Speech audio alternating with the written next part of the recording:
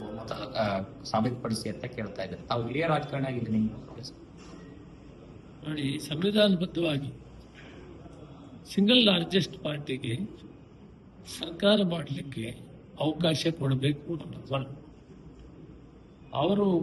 ಅವರಿಗೆ ಪದಗ್ರಹಣ ಕೂಡ ಆಗಬೇಕು ಮುಖ್ಯಮಂತ್ರಿ. ಅದಾದ ನಂತರ ವಾರ 10 ದಿನ 15 ದಿನ ಅವರ ರಾಜ್ಯಪಾಲರ ವಿವೇಚನೆಗೆ ಬಿಟ್ಟಿದ್ದು. ಅವರು ಕೊಟ್ಟಂತ ದಿನಗಳ ಒಳಗಡೆ ಅವರು ರುಜುವಾತು ಮಾಡಬೇಕು.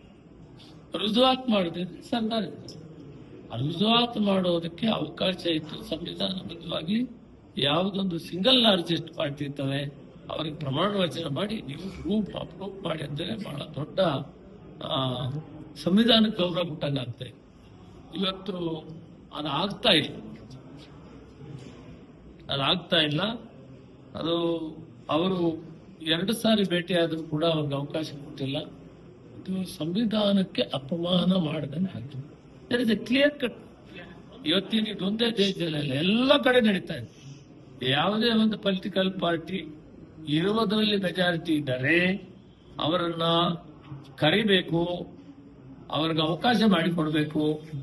ಅವರನ್ನ 1 ವಾರ 15 ದಿನ ಗವರ್ನರ್ ಅವರು ಅವರ ವಿವೇಚನೆಗೆ ಬಿಟ್ಟಂತ ಸಮಯದಲ್ಲಿ ಅವರು ನೀವು ರುಜುವಾತು ಮಾಡಿ ಮೆಜಾರಿಟಿನ ಅಂತ ಕೇಳುವಂಥದ್ದು ಪದ್ಧತಿ ಹಿಂದಿನಿಂದ 75 ವರ್ಷದಿಂದ ನಡ್ಕೊಂಡು ಬಂದಿರೋದು ವಾಸುದೇವನಲ್ಲ. ಆದ್ರೆ ಇದೊಂಥರ ಸರ್ಕಾರ ಅಥವಾ ಗವರ್ನರ್ ಅವರು ಏನ್ ಮಾಡಿದ್ದಾರೆ, ಯಾವ ಒತ್ತಡಕ್ಕೆ ಮಾಡಿದ್ದಾರೆ ಗೊತ್ತಿಲ್ಲ. ಇದು ಸಂವಿಧಾನಕ್ಕೆ ಅಪಮಾನ ಮಾಡಿದರೆ ಜನ ಆಕಾಂಕ್ಷೆ ಮ್ಯಾಂಡೇಟ್ ಕೊಟ್ಟರಲ್ಲ, ಮೆಜಾರಿಟಿ ಜನ, ಆ ಜನಕ್ಕೆ ಅಪಮಾನ ಮಾಡಬೇಕಾಗಿದೆ. ಇದಾಗಬಾರ್ದಾಗಿ ಈಗಾಗಲೇ ಮಮತಾ ಬ್ಯಾನರ್ಜಿ ಇದರ ಬಗ್ಗೆ ಸಾಕಷ್ಟು ಸಾರಿ ಪ್ರೆಸ್ ಕಾನ್ಫರೆನ್ಸ್ ಮಾಡಿ ಹೇಳಿದ್ದಾರೆ. ಉದ್ದೇಶಪೂರ್ವಕವಾಗಿ ಗೆಲ್ಲಬೇಕು ಅಂತ ಹೇಳ್ಬಿಟ್ಟು ಈ ಮತಗಳ ಲಕ್ಷಾಂತರ ಮತವನ್ನ ಮತಪಟ್ಟಿಯಿಂದ ತೆಗೆದಿದ್ದಾರೆ ವೋಟರ್ ಲಿಸ್ಟ್. ಇದ್ರ ಬಗ್ಗೆ ನಾವು ಅಲರ್ಟ್ ಆಗಿರ್ಬೇಕು ಅನ್ನೋದನ್ನ ಹೇಳ್ತಾರೆ. ಇದಾಗಬಾರ್ದು. ಪ್ರಜಾಪ್ರಭುತ್ವ ವ್ಯವಸ್ಥೆಯಲ್ಲಿ ಯಾವುದೇ ಆಗಲಿ ಫೇರ್ ಆಗಿರಬೇಕು. ರಾಜಕೀಯದಲ್ಲಿ ಜನ ತೀರ್ಪುತ್ತಾರೆ. ಜನ ತೀರ್ಪಕ್ಕೆ ವಿರುದ್ಧವಾದಂತಹ ನಿರ್ಣಯಗಳಾದರೆ ಅದನ್ನ ತಿರುಗಿಸಿದರೆ ಅಥವಾ ಹಣಬಲ ತೋಳ್ಬಲವನ್ನು ಬಳಸಿದರೆ ಅದು ಪ್ರಜಾಪ್ರಭುತ್ವ ಆಗಲ್ಲ. ಆದ್ದರಿಂದ ಅದರ ಕಡೆ ಈ ಸಾರಿ ನಮ್ಮ ಸರ್ಕಾರ ಮತ್ತು ನಮ್ಮ ಪಕ್ಷ ಎಚ್ಚರಿಕೆಯನ್ನು ವಹಿಸುತ್ತದೆ. ಅದಾಗೋಕೆ ಅವಕಾಶ ಕೊಡೋದಿಲ್ಲ. SIR ಬಗ್ಗೆ ಇಡೀ ದೇಶದಲ್ಲಿ ಸುಳ್ಳೆ ಗೊಂದಲ ಇದೆ.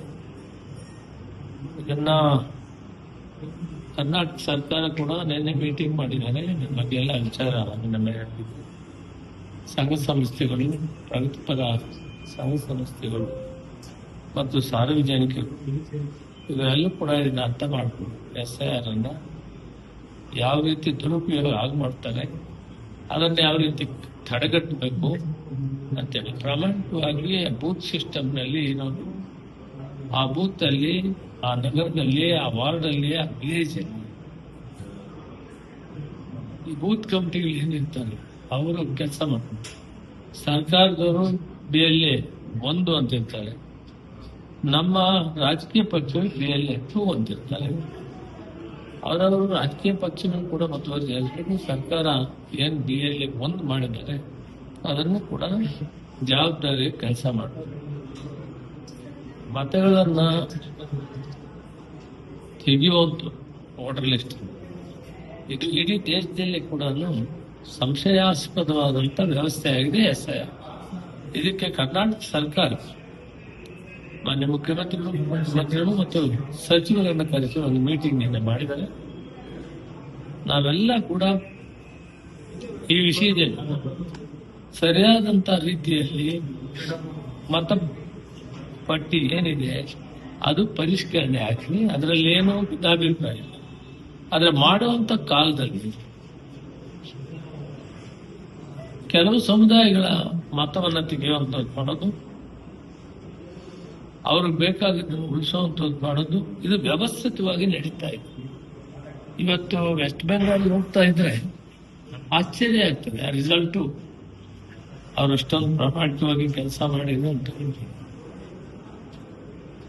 ಆ ರಿಸಲ್ಟ್ ನೋಡಿದಾಗ ನಾವೆಲ್ಲ ಎಚ್ಚೆತ್ಕೊಬೇಕು.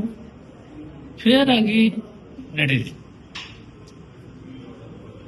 ವೋಟರ್ ಲಿಸ್ಟ್ ಏನಿದೆ ಅದು ಪರಿಷ್ಕರಣೆ ಆಗಿದೆ. ಪರಿಷ್ಕರಣೆಯಲ್ಲಿ ಕರೆಕ್ಟ್ ಆಗಿ ಯಾರಿದ್ದಾರೆ ವಾರ್ಡಲ್ಲಿ ಅಥವಾ ಗ್ರಾಮದಲ್ಲಿ ಆ ಬೂತ್ನಲ್ಲಿ ಅವ್ರಿಗೆ ಯಾವುದೇ ವರ್ಗದವರಾಗಲಿ ಅಲ್ಲಿ ಬದಲಾವಣೆ ಮಾಡೋದು ತೆಗೆಯುವಂತ ಕೆಲಸ ಆಗದಂತೆ ಮುನ್ನೆಚ್ಚರಿಕೆಯನ್ನ ರಾಜಕೀಯ ಪಕ್ಷಗಳು ಜವಾಬ್ದಾರಿಯಿಂದ ನಿರ್ವಹಿಸಬೇಕು ಅಂತ ಆ ಉದ್ದೇಶದಿಂದ ಮುಖ್ಯಮಂತ್ರಿ ಸಿದ್ದರಾಮಯ್ಯ ಅವರು ಮೀಟಿಂಗ್ ಕರೆದಿದ್ದರು. ಅದರಿಂದ ನಾವು ನಮ್ಮ ಕಾರ್ಯಕರ್ತರಿಗೆ ಎಚ್ಚರಿಕೆ ಕೊಡ್ತಾ ಇದ್ದೀವಿ.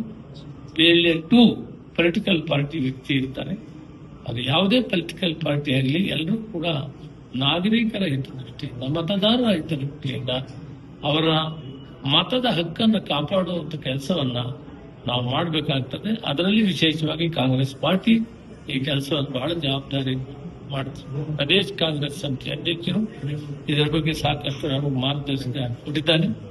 ಜಿಲ್ಲಾ ಕಾಂಗ್ರೆಸ್ ಅಧ್ಯಕ್ಷರು, ಬ್ಲಾಕ್ ಕಾಂಗ್ರೆಸ್ ಅಧ್ಯಕ್ಷರು ನೇತೃತ್ವದಲ್ಲಿ BLA 2 ಮಾಡಿದ್ದೇವೆ. ಅವರ ಮುಖಾಂತರ ಮಾಹಿತಿ ಸಂಗ್ರಹಣೆ ಮಾಡ್ತಾರೆ.